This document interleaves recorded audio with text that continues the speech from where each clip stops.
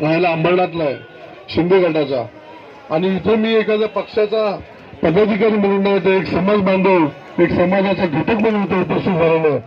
आज आळवे साहेबांनी, आदरणीय जावीर साहेबांनी जो मोठ्या प्रमाणामध्ये इथे उपोषणाचा मार्ग पत्करला आहे समाजाच्या प्रगतीसाठी आणि समाजाच्या उन्नतीसाठी, त्यांचे मी मुद्दे बघितले आणि त्या मुद्द्यांशी मी आणि माझा समाज अतिशय मोठ्या प्रमाणात सहमत आहे.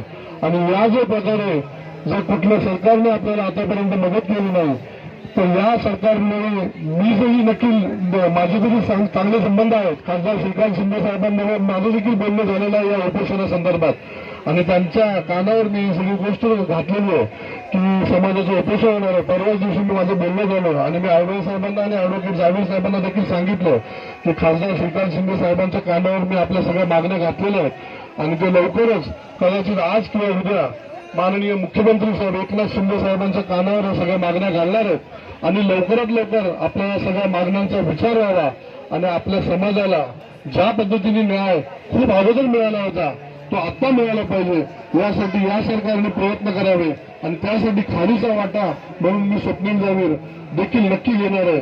आणि मला इथे बोलावंसं वाटतं की आज माझ्या समाजाचे बांधव अखंड महाराष्ट्रातून गोरगरीब बांधव इथे उपस्थित झालेले आहेत, स्वखर्चाने आले, ज्या पद्धतीने मार्ग भेटेल त्या पद्धतीने आले, त्याबद्दल मी त्यांना अतिशय मनपूर्वक धन्यवाद देतो. आणि या उपोषणाच्या कार्यक्रमाला मी, माझा पक्ष आणि माझ्या समाजाचे अंबरनाथचे सर्व बांधव या उपोषणाला पूर्णपणे पाठिंबा देतो. माझे एवढेच दोन शब्द संपवतो. जय हिंद, जय महाराष्ट्र, जय भवार.